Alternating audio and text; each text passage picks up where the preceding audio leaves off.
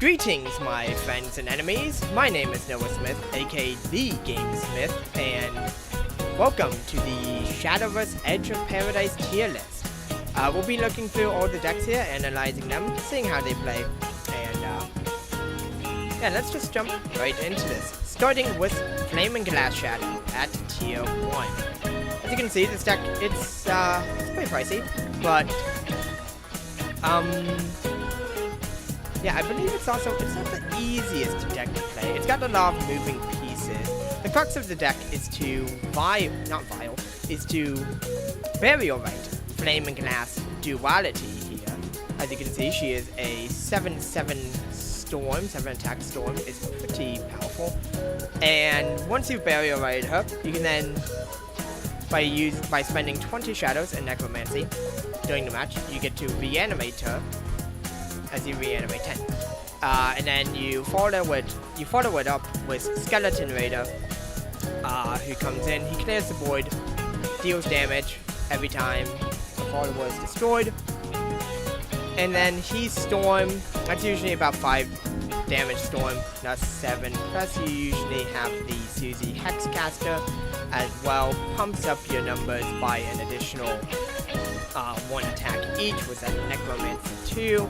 She usually invokes herself by this point out of the deck, although as you can see, she's only at 1 in this deck list. I'm not sure about others. She's at 2 here.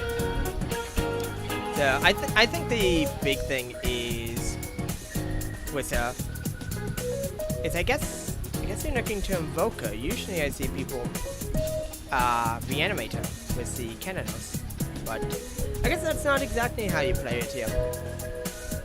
I never played Flame and Glass Shadow myself, and it's been a long while since I've actually seen it in action, but I believe that's the basics of how the deck works. You've got cards like Gilnerlease, Warnai, and Retracing the Past in order to keep you healthy, and cards like Luna in order to regain evolution points while using necromancies. Get that draw power with the Luna's Doll. Wish I could see what it does on this website, but unfortunately, no dice. And I don't think I've ever seen this card before. No, I have not.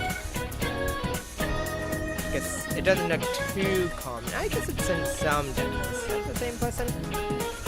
It is not. Okay. Anyways, moving on from that, we have Spell Boost Rune. Pretty powerful combo deck it is. This deck focuses around Isabel. With Isabel, you fuse Runecraft followers into it in order to get the Quadra Magic, as well as the Insight in the Crimson Sorcery.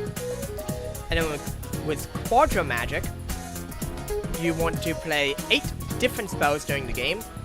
That will add Elements of Creation into your hand through its own effects, and then Elements of Creation for 6 cost deals 10 damage to the enemy leader and restores your defense by 10. Of course, she has the Evo, add Fate's Hand and recover a play point for also spell boosting your hand, so the Fate's Hand actually costs 4. Allowing you to combo off with a lot of different cards. We've got Ice Storm here, deals 3 damage to all enemies, becomes a 0 cost spell when spell boosted enough. Counter Magic just keeps you alive while controlling the board, deals 3 damage to an random enemy follower, and gives you a damage shield. Pretty nice stuff. Why does my mouse feel so stiff? Anywho, and then you also have a Earthright package. You've got the Arctic Chimera with the Stone Bullet, and not seeing any other Earthright. I didn't think this card ever saw play, I'm gonna be honest. But I guess Shingo here is gonna prove me wrong on that. Oh yes, the Frost Golem is another very important piece of the Earthright puzzle. What that performs Earthright? This deck only has one means of getting an Earth Segment, so I don't really know what they're doing there. In any case, though, that varying decks, I guess everyone's on the one Stone Bullet. Very interesting indeed. Anywho. Oh, and then you have the Kuon. Once Kuon has been spell boosted 15 times, he comes out for 1 play point, makes a huge void, deals a bunch of damage to the enemy. I think 7 damage to all enemies when he comes out, and it's all for 1 cost, meaning you can follow it up with the Elements Creation of the Isabel's Quadra Magic. And that doesn't end the game. It is 17 damage out of hand though, and that's usually enough. You get the Chakram Wizard. This guy's absurd.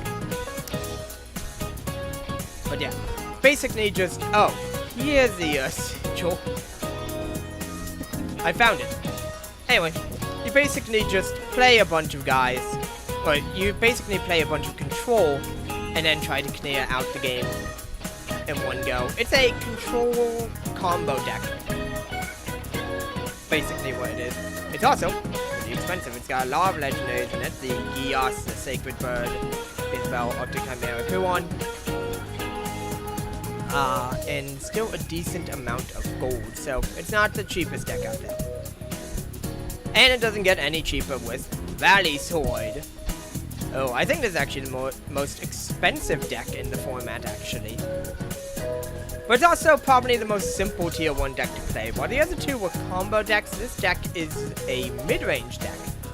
The core focus is through... Let me get a better card than that. Here we go. It's through Valley. Valley increases every time you play a follower on board. And you want to get to about Valley 15 for Erica's Evo effect here. But as well as Rally 10 for the Tatsumi, gets yourself an Evo point back, and then also get not a damage shield, but a -2 damage from effects of the Hero of the Hunt while also controlling. This deck is just capable of going long, although with cards like Cat Admiral and like, it can play an aggressive early game that then pivots into a mid-range late game that can kill you through burst damage to cards like Erica, Leod as well, the spell off of Octress, the Remnant of Hollowness, as well as the Musketeer's Vow just being an incredible turn 8 play, because at this point in Shadowverse history, actually do make it to turn 8. And then you have the Victorious Blader, usually using him for Valley, but can come in clutch during the late game, especially if it's really late and you can combine him with the Tatsumi.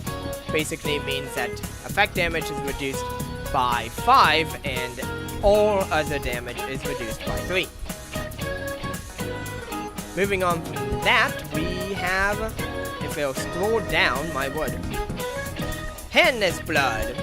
I played this in the last video, in the update video, but this is essentially the budget deck of choice. As you can see, only 14,000 vials, and it's not hard to see why. Your only high rarity cards are Parasalis, the Demon of Greed here, and Eternal Contract, who is a gold. Everything else is a bronze or silver, and you even have the Goblin, which is a basic card, making it a little more cheaper.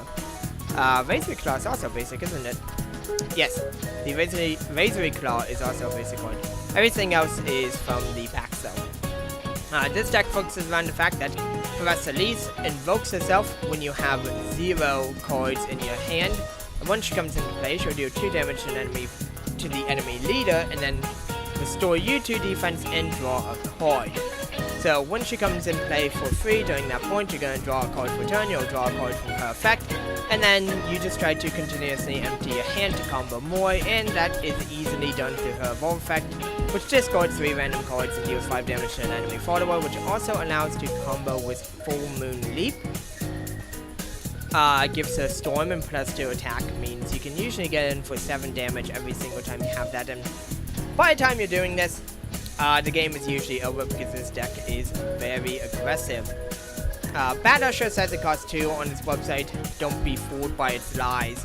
At this point in the format, it just came out and actually is a 1 cost 1 too. It's an overstated 1 drop, and as you can see, we have plenty of those with the Goblin in the Riot Vampire. Bane off of the Scorpion of the Depths is really nice. Plus it can evo itself late into the game. Silver Nail Blaster is actually really good because it means we can go aggressive while also controlling, while also emptying our hand. I have no idea who thought this wasn't at least a silver. And then the Room Service Demon is the reason why some people don't play followers in the early game. This Accelerate 1 is just way too powerful.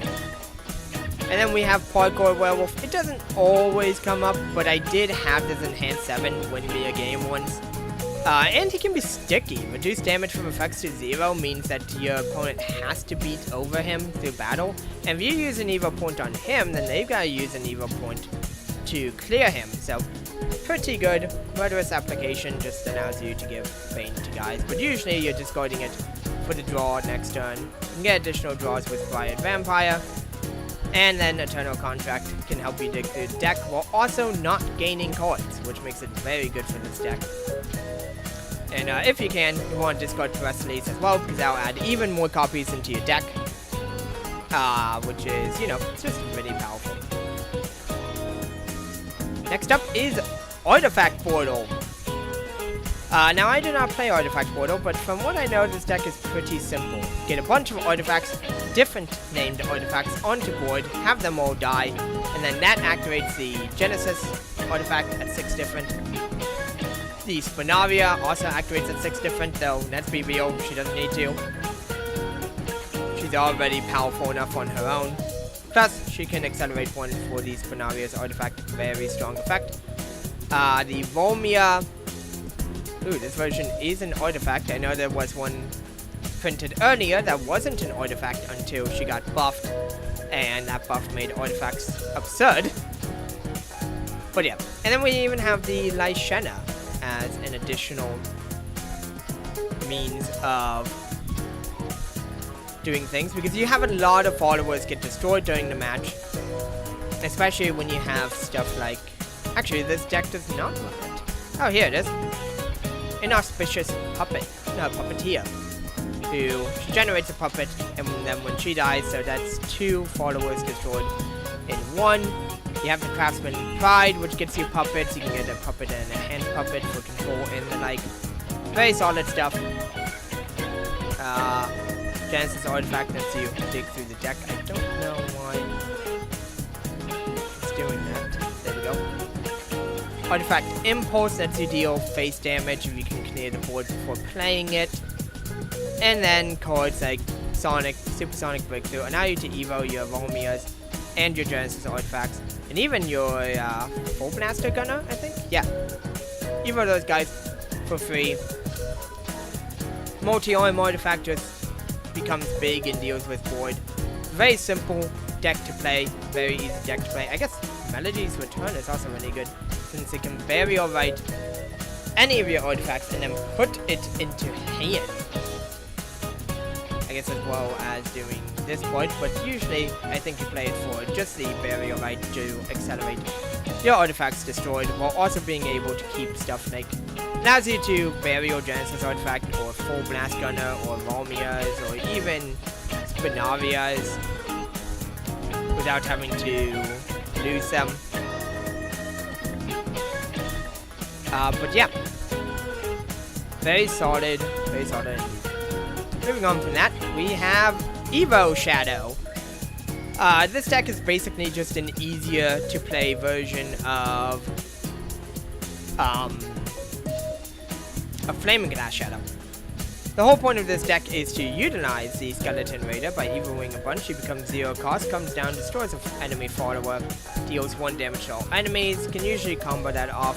This time we do play the 3 Susie Hexcasters, not just because she can be invoked, but also because she can be, when she comes into play, by an effect, she evos.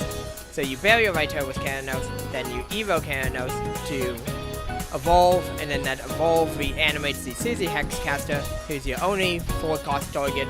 So she gets played, and then she evos herself, and that's 2 evos for Skeleton Raider. Plus you have cards like the Luna Soulkeeper to get more evo points back. You have Spirit Invasion, which Necromancy 6 evolves itself. And then with all these, I can't recall if Wicked Rebirth has been nerfed yet or not.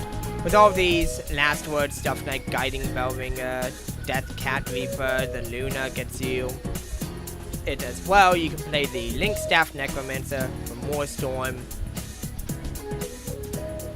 Oh, and Thunder God is also another last word, so very solid stuff. You get the Reaper of Madness to be able to evolve for 0 evolution points and has last word, so very solid in the deck. Very easy, just evo a bunch of guys and then close the game out with Storm damage. It's not going to win every game, but it does have some good draw power, so with the Retracing the Past, the Lunar Soulkeeper, Thunder God, Guiding Bellringer, Link Staff, all of that, and Krampus draws you into more stuff. Just makes the deck very easy to play. You pull out... Yeah, so you pull out specifically the Death Cat or the Guiding Bellringer. But yeah. Next up is the one I really like. It's my main deck, Buff Dragon. This is a pretty flexible deck, as you can see. There are there are a bunch of builds for Buff Dragon. Some of my personal favorites are to be aggro. This one seems to be a mix of aggro and control, the one row in here. There's a bunch of different ways you can play this deck. It's not super cheap, but it's also not one of the more expensive decks either. And if you're someone like me, then you already have all this stuff anyway. Because I kept all my Buff Dragon stuff for Unlimited. And then it turns out it came in real handy to be able to play this stuff again in the future. This deck focuses around buffing your deck through various effects, like the Prime Conflagration, buffs all Dragoncraft followers in your deck by 1 defense, Dragon's Awakening does it 2, enhance 3 to draw 2 cards, very nice. Dratch is just overall the best card in the deck. This card used to suck, but one set after his release, they buffed him, and he went from being terrible to being absolutely absurdly strong, especially as we got more Buff Dragon support. Buff Dragon can do a lot of things. It can aggro you out, especially with cards like Windswept Dragonoot. It can control you using cards like Celestial Dragoon. I think this build in specific is a more controlling build. This is what you're looking at for the more aggressive build, so personally, I would be running Rowan over the Birth of the Ravenous. And maybe like one less Angel's Bless. No, one less Rockwell. This card is far brickier, but that's my personal opinion, to go 3 Rowan, 3 Brutal Dragonoot. Sometimes Brutal Rowan just wins the game on its own. And it's a combo you do need to know. Brutal Dragonoot in Overflow recovers you to play points. That allows you to play it the same turn you play Rowan for his Enhanced 5. Which plays the Dragon Slayer Spear, which buffs all of your damage by 1 for 2 turns, and then even has an Asteroid that destroys a random enemy follower. Curse of the Black Dragon deals 2 damage to a random enemy at the end of the turn. 3 was the Dragon Slayer Spear on board. It's pretty powerful, pretty solid strategy, and then the Tropical Mermaid just brings it all together. She has Rush, she buffs the deck by 1, she evos for 3, she buffs the deck again on evo, and she even draws a card. Very, very solid card. And then this build in particular is running the Dragon Skull Bludgeoner, which is a very interesting card. I actually didn't think this card saw play. I thought it's nothing more than a gimmick, but like, yeah, they can't take more than 1 damage at a time. For a deck like Buff Dragon, it's really good, but it's also... it's not a card you really want too many of. It doesn't really play into the strategy too much. It is more gimmicky than ever, but it can come in handy at the 1-of, which is why I think this deck list is on it. This deck list is not. They'd rather be on the Birth of the Ravenous. I can kind of see why. I don't know. It's interesting, to say the least. Finally, we move on to the tier 3s, and starting off, that is Yukishima Rune. Not a lot here, because as you scroll down, you start to get to decks that are just other decks, but they put Yukishima in it, so the website counts as Yukishima Rune. It's weird. This deck is a very easy deck to play. You get Yukishima out on turn 4, you evo him, he gains this fun little, he gives you this fun little leader effect that deals damage to a random enemy follower every time you draw a card, and then buffs the, a card in your hand,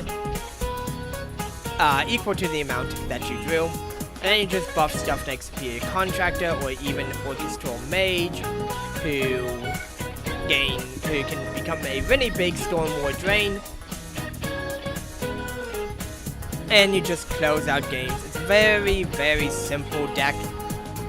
Not very fun to fight against, but to fight with? I mean, you're kind of doing some more brain-dead stuff, but as far as decks go, it is very cheap, especially since you can budget out the Superior Contractors for Orchestral Mages if you really need to.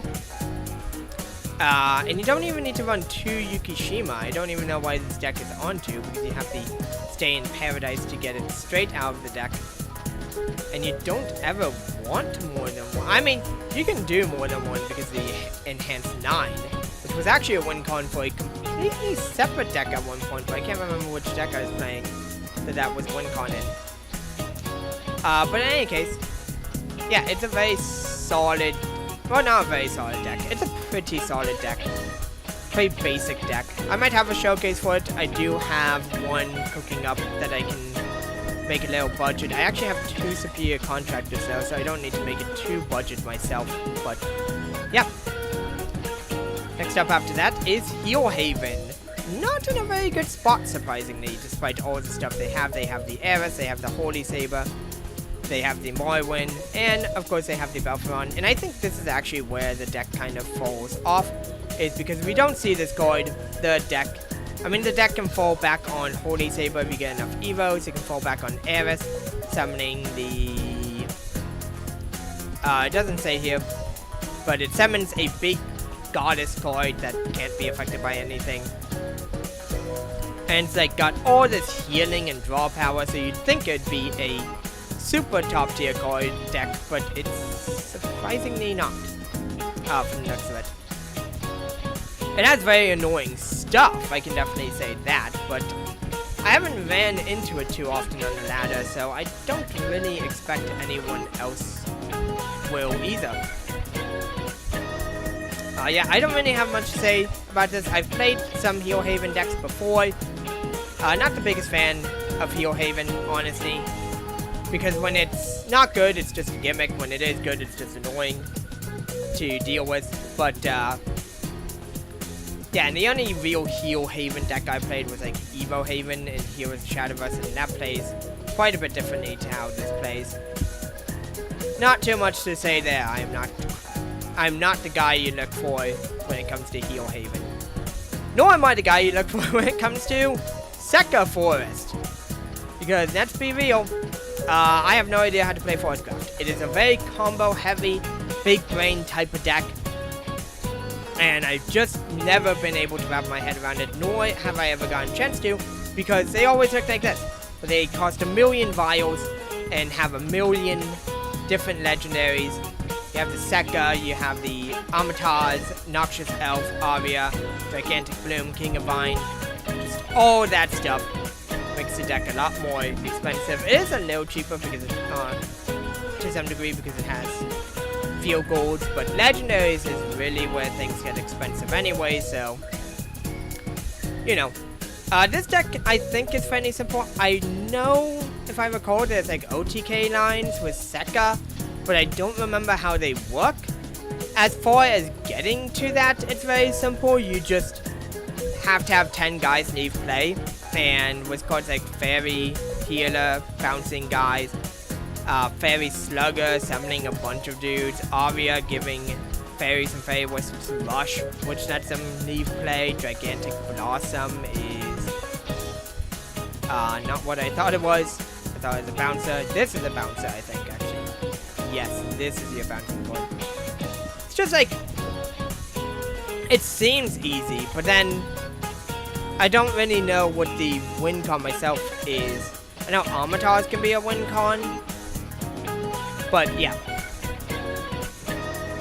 not very much else to say. You got the Noxious Elf for draw power. Like, I know what some of these cards do, what their functions are, but I'm not the most knowledgeable on this deck, so really not the best deck to end off on. And then you have all these untiered decks. These are basically decks that are playable to an extent, but aren't really gonna make any big showings in like tournaments. Not that I think they've been doing tournaments anyway, but still. And that's the tier list. Hopefully you all learned something from this. Yes, I try my best when it comes to being as knowledgeable about the game as possible, but even I can only do so much, as you can see from the heal and the Sekka. And I say even the artifact. I might have misrepresented that deck. Maybe even Flaming Glass Shadow as well, but yeah, that's about it.